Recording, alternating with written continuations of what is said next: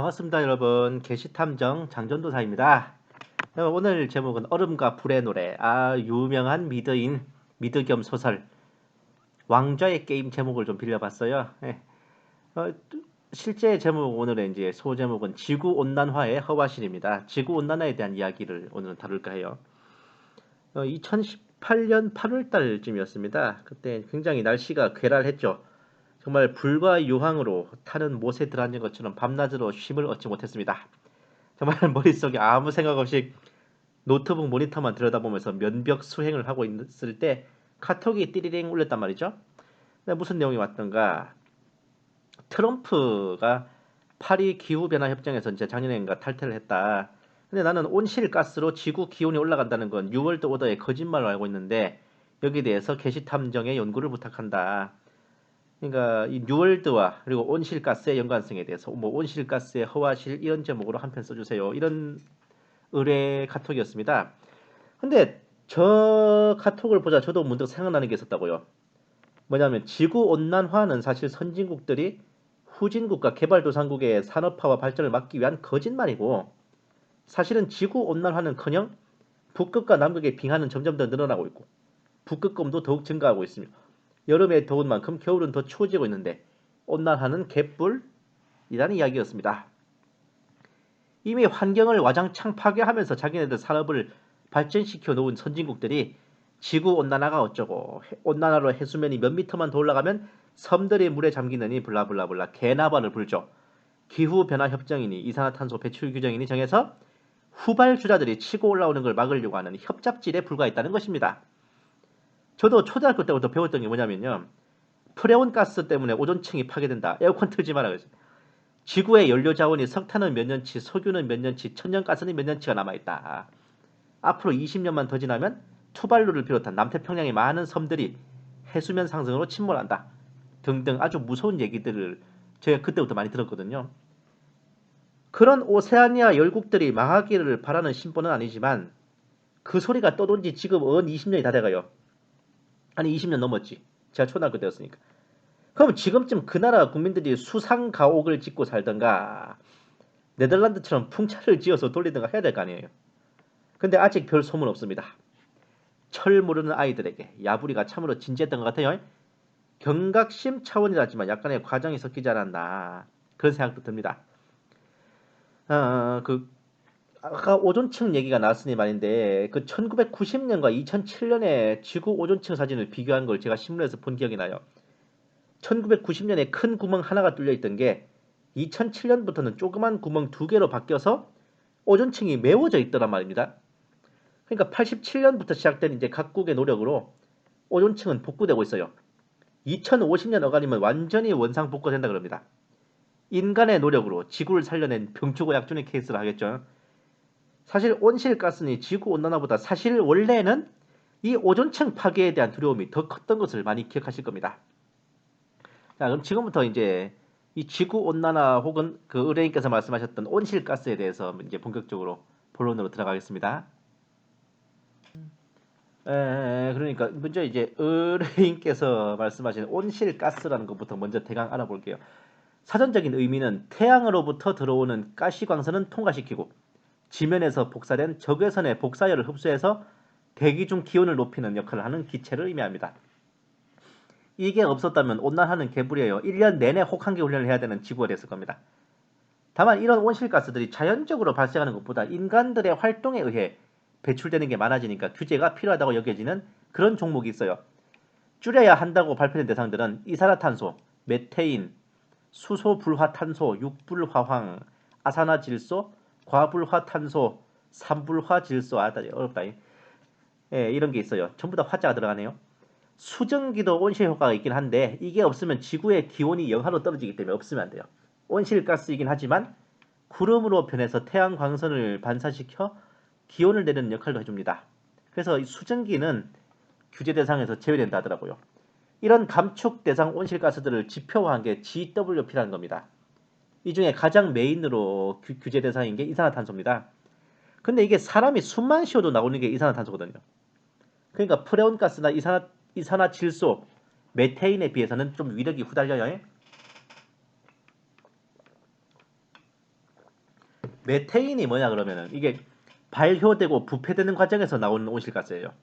쓰레기가 부패하고 이제 동물의 배설물 그리고 방귀에서 모두 생성됩니다. 그리고 이게 위력도 이산화탄소보다 넘사벽이에요.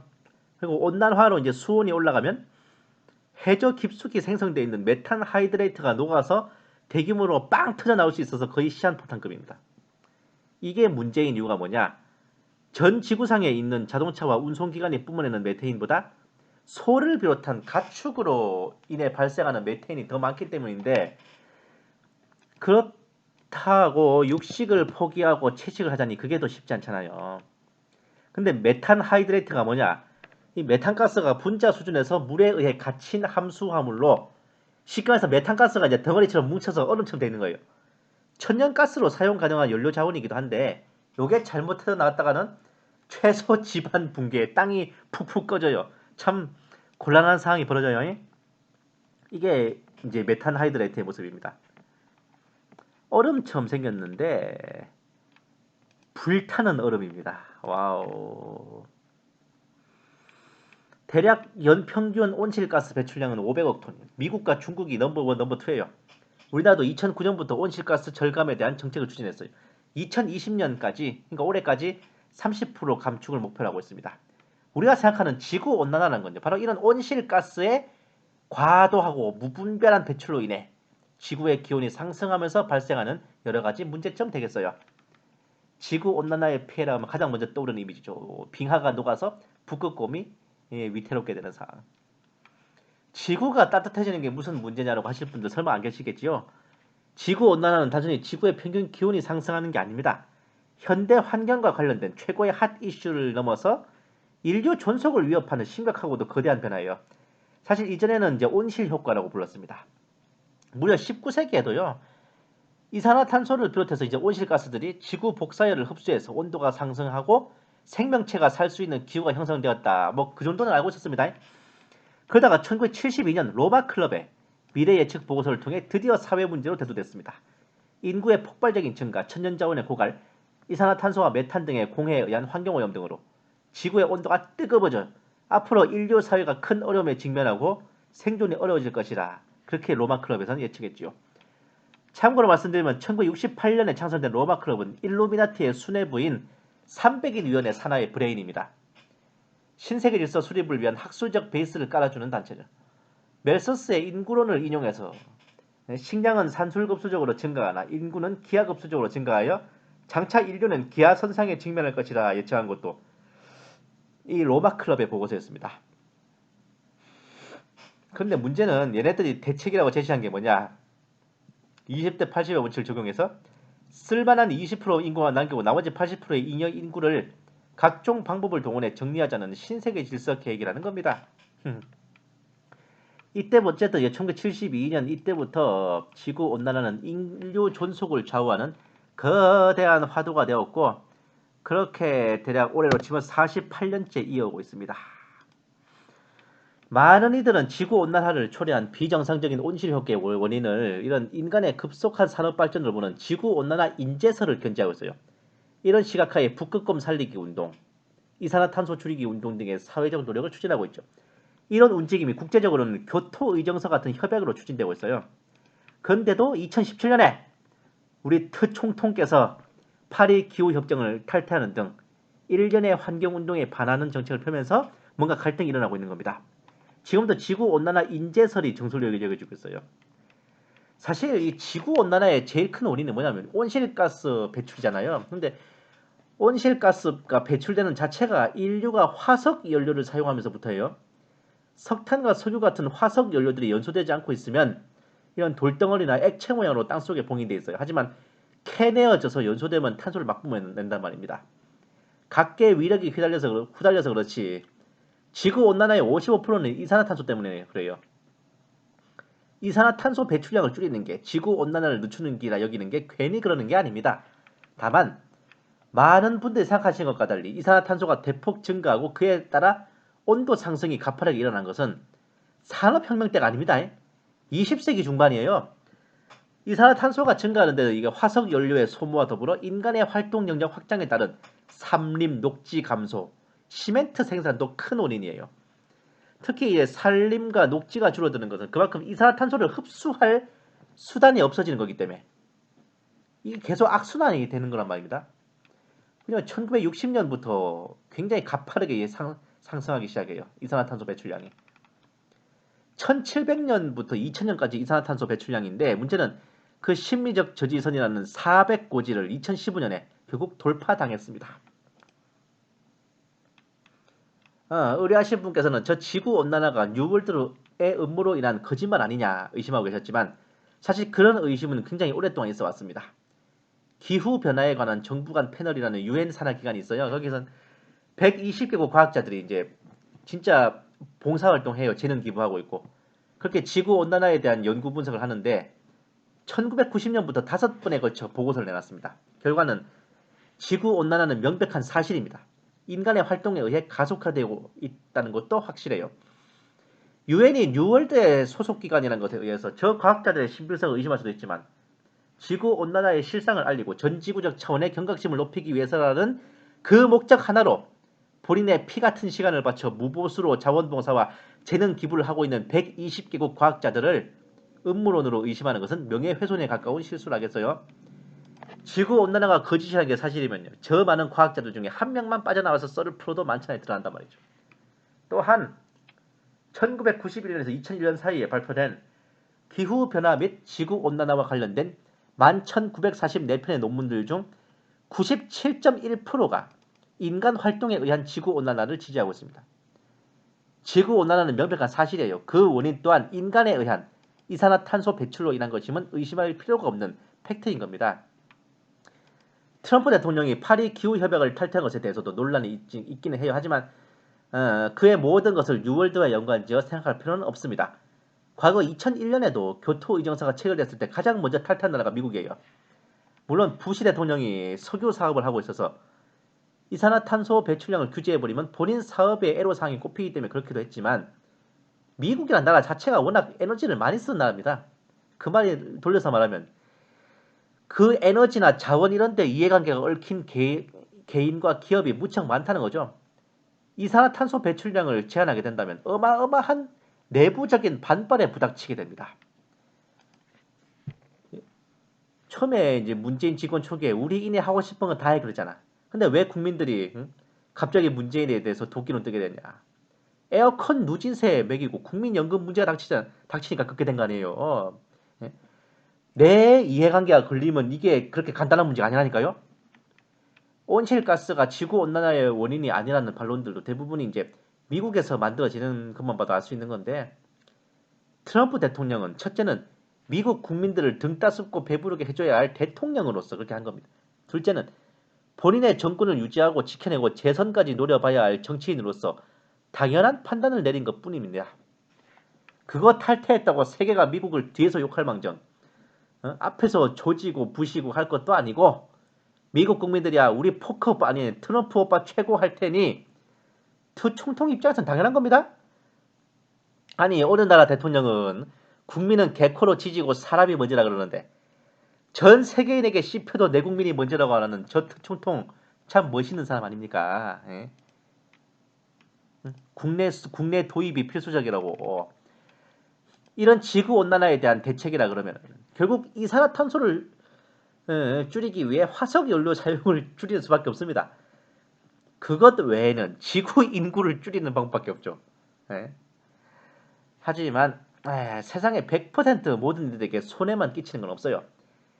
악화가 양화를 구축한다는 말도 있듯이 지구온난화도 희비가 엇갈린다고요. 그린란드 같은 경우에는 지구온난화 때문에 얼음이 녹아버리면 덴마크로부터 독립하기 쉬워진다면서 굉장히 이걸 고맙게 받아들이고 있습니다.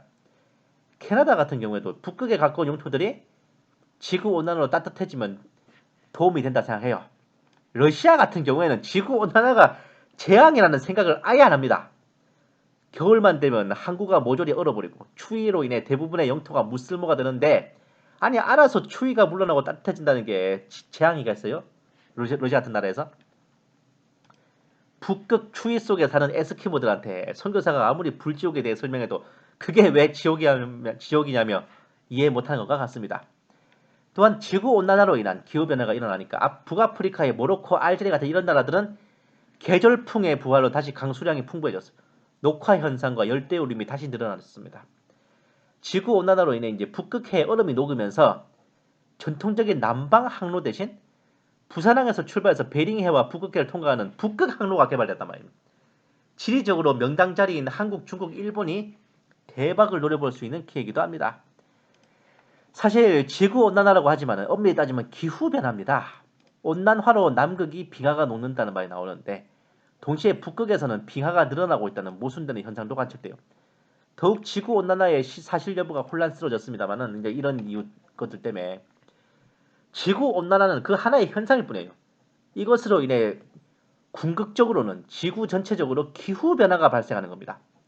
그리고 이러한 기후변화는 결국 지구의 정상적인 기후순환 시스템을 망가뜨리고 교란시켜요. 최종적으로 지구는 모든 것이 얼어붙는 빙하시대로 돌입하게 되는 거죠. 지구온난화가 막장에 이르면 빙하시대가 된다는 게 바로 이런 이유에서입니다. 영화 투모로우가 이것을 설명한 대표적인 예화예요. 그리고 영화 설국열차는 이런 결말을 알지 못하고 눈앞에 지구온난화만 막으려다가 더욱 앞당겨 빙하시대를 만들어낸 대실수를 그 스토리 배경으로 하고 있습니다. 그럼 지구온난화가 허구인가? 그런 어떤 이유에서 그렇게 말하는가에 대해 알아볼게요. 지구온난화 자체가 아예 야불이라는 의견이 있고 그 자체는 인정하나 과학적 근거가 부족하고 위험성이 과장됐다 보는 의견이 있어요. 근데 이제 그 트럼프 대통령은 지구온난화를 아예 안 믿습니다. 굳이 정치적으로 고려해서 그런 기후협약을 탈퇴한 게 아니라 본인 자체가 아예 지구온난화를 안 믿는 사람이었던 거예요. 이 지구온난화 허구설의 대표적인 예시로 이런 것도 있습니다. 뭐 지구온난화 대사기극, 지구온난화에 대한 오해, 지구온난화는 유사과학이다, 기후민감도란 무엇인가, 강용석 변호사님, 지구온난화 거짓, 신비한TV 서프라이즈에서 지구온난화 논란, 가장 대표적인 지구온난화 대사기극, 이게 제일 유명해요. 근데 이 다큐멘터리의 경우 제작 스폰서들 중에 이제 석유 회사를 비롯한 지구 온난화를 부정해야 이익이 되는 그룹이 있었단 말입니다. 다큐에 소개된 그래프도 조작된 것들이었어. 과학자들과의 인터뷰도 왜곡되고 조작되고 법정 고소까지 걸리고 있습니다. 한국경제연구원도 정부 산하 국책연구소 같은 게 아니라 사설연구소입니다. 1981년에 30대 재벌 계열사들이 출자해서 만든 것이라 철저하게 재벌의 입장을 대변하죠. 당연히 지구온난화를 인정하고 이산화탄소의 배출을 규제하자 했다가는 재벌들부터 난리 나죠. 그러니 이 사람들은 관련 문헌도 안 밝히고 그렇게 지구온난화 허구설을 주장하고 있단 말입니다. 그러니까 로마 역사 관련 논문이나 리포트에 이제 시오노 나나미의 로마인 이야기를 인용했다가는 개피 보는 것과 같습니다.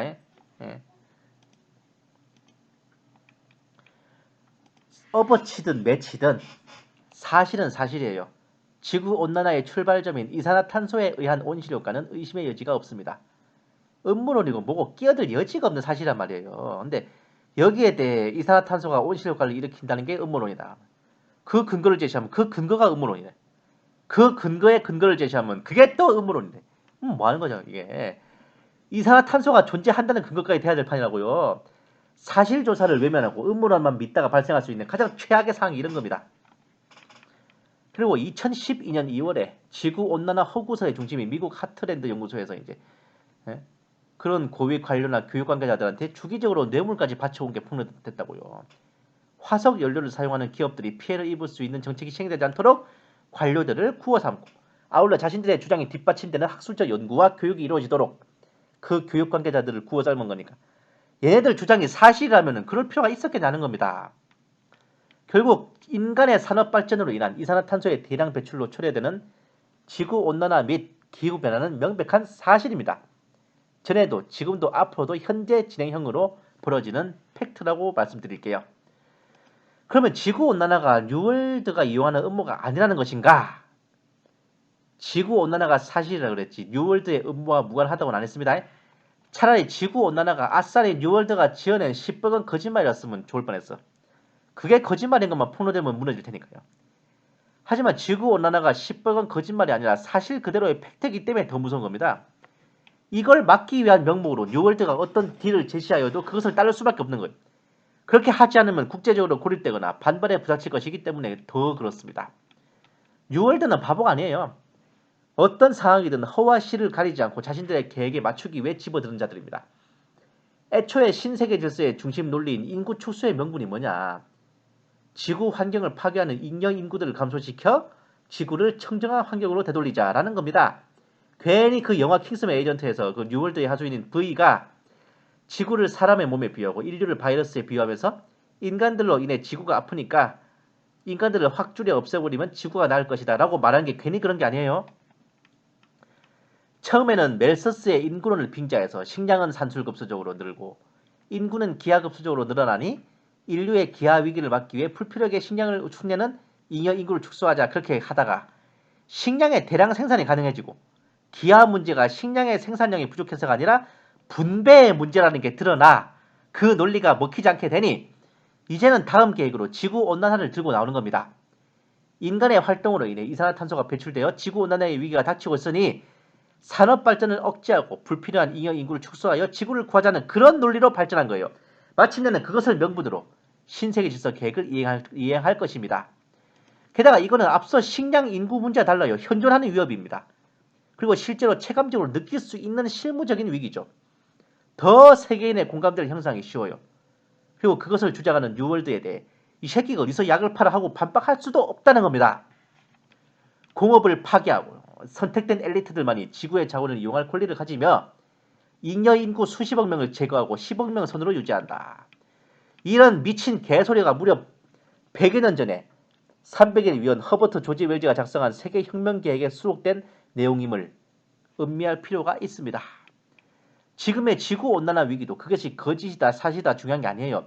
명확하게 사실임을 인정하고 궁극적으로 그것을 뉴월드가 어떻게 이용하여 자신들의 단일 세계정부를 만드는 데 써먹을지 그걸 분별하는 게 더 중요한 거라고 하겠습니다. 미가서 3장 2절에서 3절 말씀입니다.